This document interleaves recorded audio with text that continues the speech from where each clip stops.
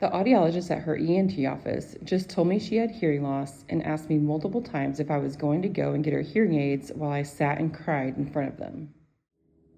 In professional fields, this is considered a well-written report. It has all the relevant testing information and results. However, most parents receiving their child's initial diagnosis may not understand this. For this project, we asked individuals with no background in audiology to highlight terms that were unfamiliar to them. Parents of children with hearing loss completed a pre- and post survey for this project to demonstrate their level of understanding of their child's hearing loss. In order for children with hearing loss to receive adequate intervention and support, it is crucial for their caregivers and teachers to fully understand the implications of their hearing loss. The goal of this project was to create a counseling tool that does just that. This implications of hearing level form is not to replace the report, but to serve as an additional tool to show parents how much speech their child is missing, with and without their hearing aids. Hi. Okay, so my daughter has hearing loss, and I've seen the traditional report of her hearing loss, and it has always been a little confusing to me. But the implications of hearing level sheet is much more clear.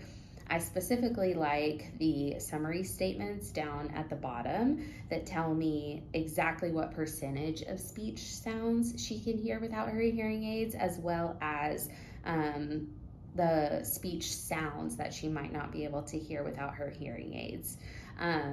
The graph on the side that tells me, what part of the ear is causing the hearing loss and whether it's permanent or temporary is just very clear, very explicit.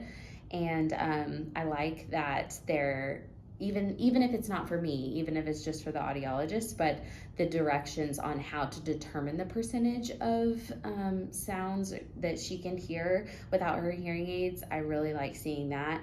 This just makes it a lot more explicit and clear for me as someone who is not in this field to be able to speak to her level of hearing. And then obviously once we have the information on what she can hear with her hearing aids, that I think will just give us more information, like even in our everyday lives, like with her family members, of how important it is for her to wear her hearing aids at all times so that she's not missing out on any of those sounds and that her speech is not delayed.